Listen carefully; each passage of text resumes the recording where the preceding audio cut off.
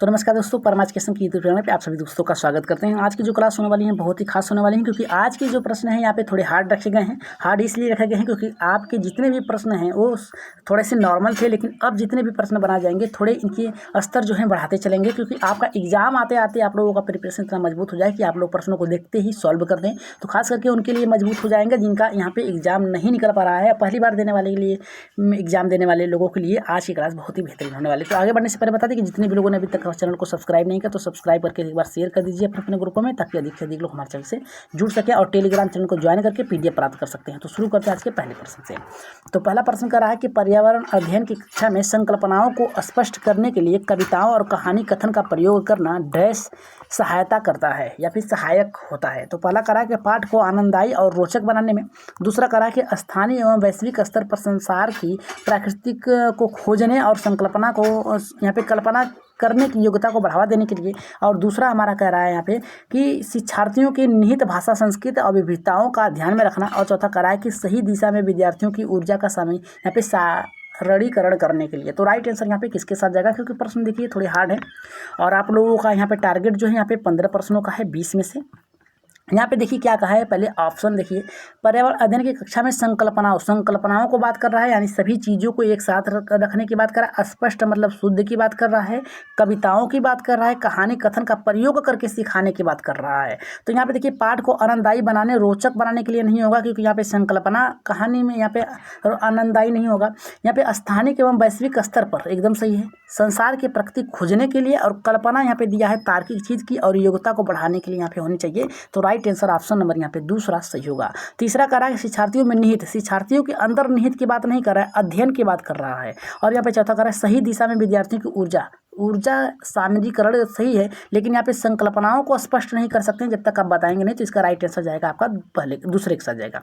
आगे बढ़ रहे हैं यहाँ पे दूसरे प्रश्न पे, ये कराया कि सहयोगात्मक अधिगम में पुराने एवं अधिक दक्ष विद्यार्थी छोटे एवं कम कुशल विद्यार्थियों का आकलन करते हैं। तो पहला कराया समूह में द्वंद्व का मतलब होता है एक तरीके से आप विवादित तरीके से बताना, या फिर एक लोगों में या फिर झगड़ा की बात कर रहा है, या फिर प्रतिस्पर्धा की बात कर रहा है, जो कि आपका गलत है। दूसरा कराया गहन प्रतियोगिता शिक्षक के लिए नहीं छात्र के लिए होनी चाहिए। करा उच्च उपलब्ध और यहाँ पे स्वयं गरिमा, यानी खुद से करने के लिए और खुद से बालक को यहाँ पे तार्किक रूप से सोचने के लिए बताना, तार्किक रूप से यहाँ पे बताने के लिए। तो यहाँ पे राइट आंसर जो जाएगा दूसरे का यहाँ पे तीसरे के साथ जाएगा। राइट आंसर होगा आपका तीसरा। आगे बढ़ रहे हैं यहाँ पे तीसरे नंबर पे, तीसरा नंबर का प्रश्न देखते हैं क्या करा है कि सीमा प्रत्येक पाठ को रट कर तुरंत सीख लेती है, रटती है, याद रखिएगा। यहाँ पे तार्किक रूप से सोचती नहीं है, रटने की बात कर रहा है, रट कर तुरंत यहाँ पे सीख लेती है। जबकि लीना चर्चा का यहाँ पे करा कि ब्रेन स्टॉर्मिंग यानी मस्तिष्क और यहाँ पे अलोडन यानी मस्तिष्क यानी क्या कह सकते हैं आप, तार्किक रूप से सोचती है कि बाद के प्रत्येक पाठ को समझती है। यह डैश को विकासात्मक सिद्धांत की ओर यहाँ पे संकेत करता है। पहला करा है कि सामान्य से विशिष्ट की ओर, दूसरा करा है कि निरंतरता की ओर, चौथा करा है, तीसरा करा है कि अंतर संबंध के द्वारा, चौथा करा है कि व्यक्तित्व भिन्नताओं के द्वारा। तो राइट आंसर यहाँ पे तीसरे का किसके साथ जाएगा। तो यहाँ पे देखिए हर बालक जो होता है उसकी सीखने की शक्ति अलग अलग होती है। तो हम कह सकते हैं व्यक्तित्व भिन्नता होती है, जिसके कारण क्या होता है, बालक क्या करता है, अपनी क्षमता के अनुसार, अपनी योग्यता के अनुसार सीखता है। दो बालक एक समान नहीं हो सकता है, तो इसलिए हमारा राइट आंसर जाएगा आपका चौथे के साथ जाएगा। आगे बढ़ेंगे यहाँ पे चौथे प्रश्न पे। चौथा प्रश्न देख लेते हैं क्या कर रहा है हमारा। चौथा प्रश्न ये कर रहा है निम्नलिखित में से रोगों का वह समूह चुनिए जो मच्छरों से फैलता है। ये प्रश्न आपको 1 नंबर दे के जाएंगे, क्योंकि हर वर्ष ये प्रश्न हर वर्ष पूछता है, कोई ऐसा वर्ष नहीं है जिसमें नहीं पूछा हो। पहला करा है डेंगू, मलेरिया, चिकनगुनिया, दूसरा करा है कि मलेरिया, हैजा यहाँ पे मियादी बुखार, चौथा करा है, तीसरा करा है मलेरिया, डेंगू, हैजा, चौथा करा है कि मलेरिया, चिकनगुनिया और मियादी बुखार। तो राइट आंसर यहाँ पे किसके साथ जाएगा, जल्दी से कमेंट कर दीजिए चौथे का। तो चौथे का जो राइट आंसर होगा हमारे यहाँ पे पहले के साथ जाएगा, डेंगू, मलेरिया और चिकनगुनिया। ये रोगों का समूह है, मच्छरों से होते हैं। तो राइट आंसर यहाँ पे देखिए, यहाँ पे हैजा दिया है, जो ये हैजा दिया है ये आपका महामारी से हो जाएगा। बुखार भी किसी भी कारण हो सकता है, ठीक, हैजा आपका महामारी से होगा। और इसमें देखिए ये मियादी बुखार जो है, मियादी बुखार यहाँ पे नहीं होगा। मलेरिया और चिकनगुनिया तो सही है। राइट आंसर ऑप्शन नंबर यहाँ पे पहला सही होगा। आगे बढ़ रहे हैं यहाँ पे, अपना कमेंट में अपना आंसर दीजिएगा। ये देखिए बहुत ही अच्छा प्रश्न है, यहाँ से आपके 1 प्रश्न बनेंगे श्योर है। कह रहा सांपों के संदर्भ में सही कथन क्या है। हमारा पहला कह रहा है हमारे देश में केवल 4 प्रकार के जहरीले सांप पाए जाते हैं, एकदम सही है पहला। दूसरा हमारा यहाँ पे देखिए क्या कर रहा है, दूसरा हमारा ये कर रहा है नाग कोबरा जहरीले सांपों का एक समूह है, एकदम सही है, ये भी आपका दूसरे नंबर पे आ गया। तीसरा कह रहा है कि जहरीले सांप के 4 खोखले दांत होते हैं। याद रखिएगा क्या कह रहा है, 4 खोखले दांत होते हैं। जब सांप किसी व्यक्ति को काटते हैं, यहाँ पे देखिए 4 नहीं होते हैं, 2 खोखले दांत होते हैं। इस आधार पे ये तीसरा गलत हो गया। व्यक्ति काटते हैं तो जहर के खोखले दांतों से अंदर शरीर के चला जाता है। ये इतना तो सही है, लेकिन यहाँ पे 4 की जगह यहाँ पे 2 होगा। चौथा कह रहा है सांप के काटने की दवाई सांप के जहर से बनाई जाती है। एकदम सही है, ये तीसरे नंबर पे आएगा, यानी चौथा होगा। पहला, दूसरा और चौथा यहाँ पे सही होगा। तो पहला, दूसरा, चौथा देखिए यहाँ पे ऑप्शन नंबर तीसरे में सही है।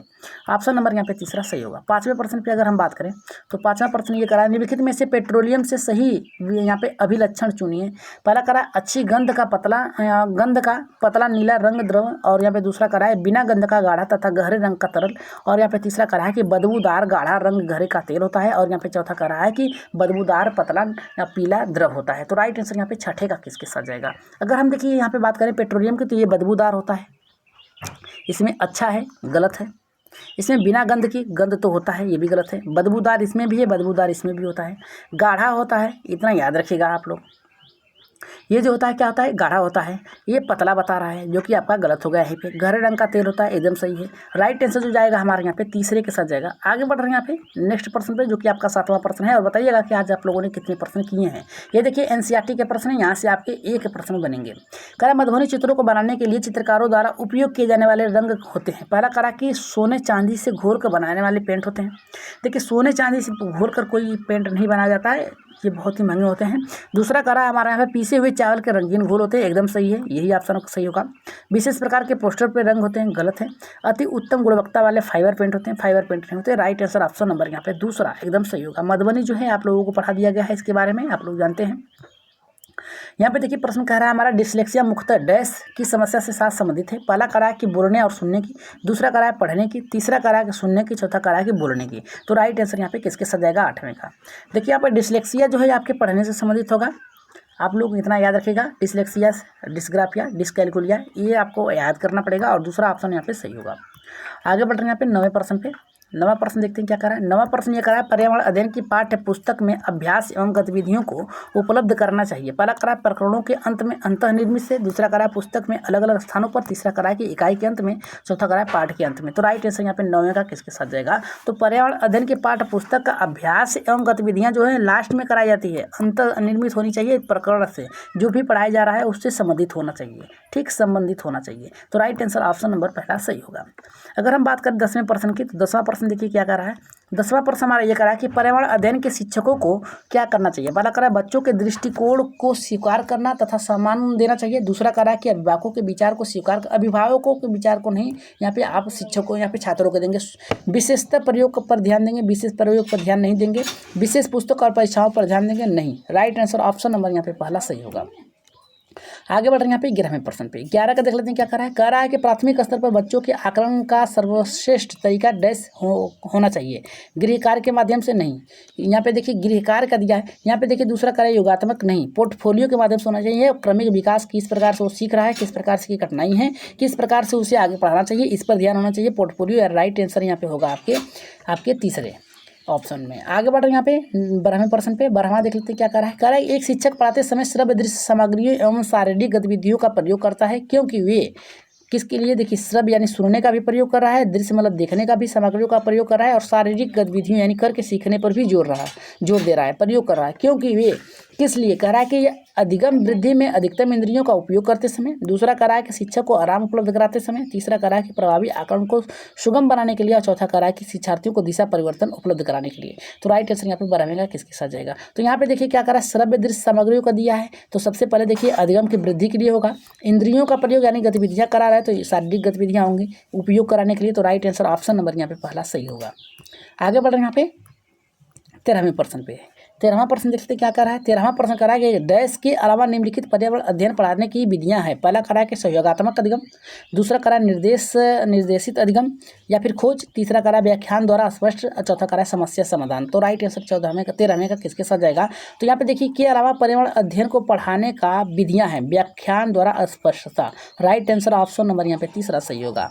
आगे बढ़े अगर हम 14वें प्रश्न पे, तो 14 का देखिए क्या करा है। 14 का प्रश्न हमारा ये करा है कि डैश के अलावा बच्चे के विकास को आकार देने वाले वातावरणीय कारकों के निम्नलिखित शामिल हो सकते हैं। पहला कह रहा है शिक्षा की गुणवत्ता, दूसरा कह रहा है कि पौष्टिक की गुणवत्ता, तीसरा कह रहा है शारीरिक गठन, चौथा कह रहा है कि सांस्कृतिक। तो यहाँ पे कह सकते हैं संस्कृति। तो राइट आंसर यहाँ पे 14वें का किसके साथ जाएगा। अगर हम बात करें डैश के अलावा, यानी किसके अलावा विकास को आकार देने वाले वातावरणीय कारकों को निम्नलिखित शामिल किया जा सकता है, तो शारीरिक गठन। तो राइट आंसर यहाँ पे इसके अलावा, इसको छोड़कर सभी है। जैसे शिक्षा की गुणवत्ता पे भी जोर दिया जा सकता है, तो बालक यहाँ पे उसके सोचने विचारने में हो सकती है। पौष्टिक गुणवत्ता है, अगर सही शारीरिक उसकी यहाँ पे शारीरिक व्यंग्यता जो है अगर गलत है तो वो नहीं सीख पाएगा, इसके लिए उसकी गुणवत्ता जरूरी होगी। संस्कृति, उसकी वातावरण किस प्रकार से, ये भी होता है।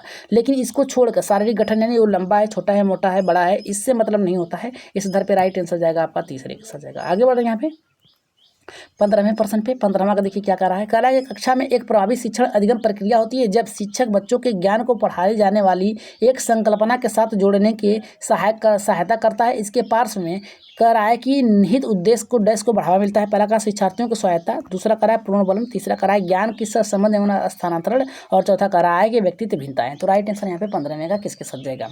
देखिए यहाँ पे कह रहा है एक प्रभावी शिक्षण की बात कर रहा है, प्रक्रिया की बात कर रहा है, संकल्पनाओं की बात कर रहा है, साथ में जोड़कर सहायता करने की बात कर रहा है, और पार्श्व में निहित उद्देश्य की बात कर रहा है। तो ये ज्ञान के साथ सहसंबंध के स्थानांतरण की बात कर रहा है। राइट आंसर ऑप्शन नंबर यहाँ पे तीसरा सही होगा।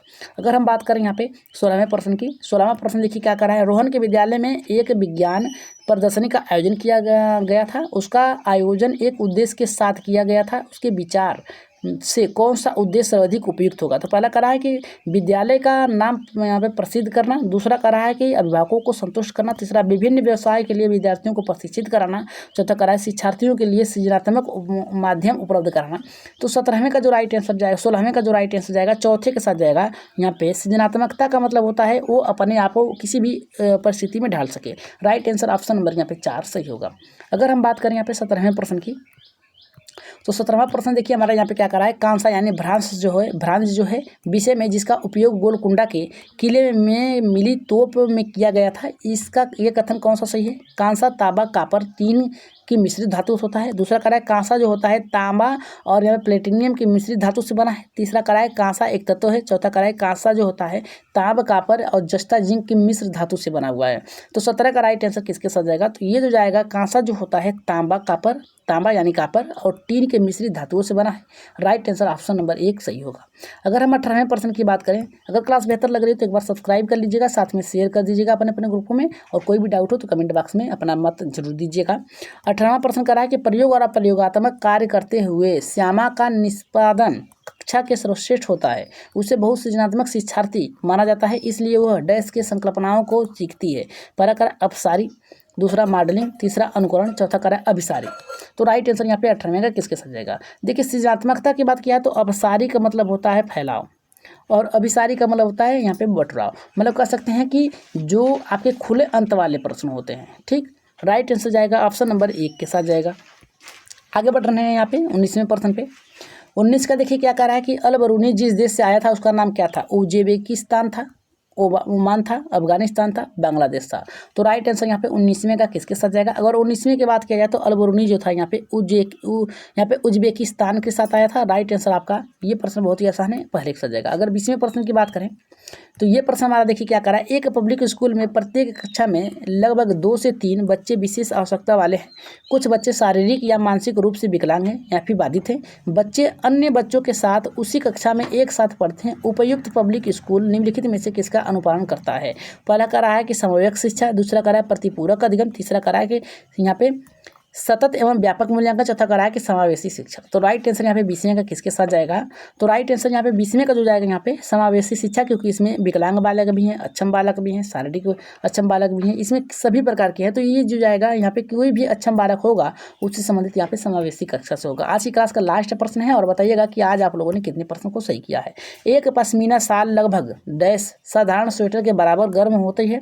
ये एक साधारण पश्मीना शाल बुनने में डैश घंटे लगते हैं। पहला कह रहा है कि 6 से 200, दूसरा कह रहा है कि 10 दिन 250 घंटे लगते हैं। यहाँ पे कह रहा है कि 10 दिन 200 घंटे लगते हैं, या फिर कह रहा है कि यहाँ पे 6 दिन 250 घंटे लगते हैं। तो राइट आंसर यहाँ पे किसके साथ जाएगा, जल्दी से बता दीजिएगा। तो इसका आंसर आप लोग कमेंट बॉक्स में बताइएगा और बताइएगा कि आज की क्लास आप लोगों को कैसी लगी, एक बार कमेंट बॉक्स में जरूर बताइएगा। और आज की क्लास से आप लोगों ने कितने बेहतर तरीके से सीखा है वो भी बता दीजिएगा, और अगली क्लास किस पे चलाई जाए वो भी बता दीजिएगा आप लोग। तो जाते जाते आप लोग सब्सक्राइब जरूर करिएगा, टेलीग्राम चैनल को ज्वाइन करके वहाँ से PDF प्राप्त कर सकते हैं। तो आज के लिए इतना ही, धन्यवाद। कोई भी आपकी डाउट हो तो कमेंट बॉक्स में कमेंट जरूर करिएगा, और किसी का आप लोग आंसर बताइएगा कि आंसर कौन सा सही होगा कमेंट बॉक्स में, ठीक है। तो जाते जाते सब्सक्राइब जरूर करिएगा, शेयर कर दीजिएगा अपने ग्रुपों में। तो आज के लिए इतना ही, धन्यवाद।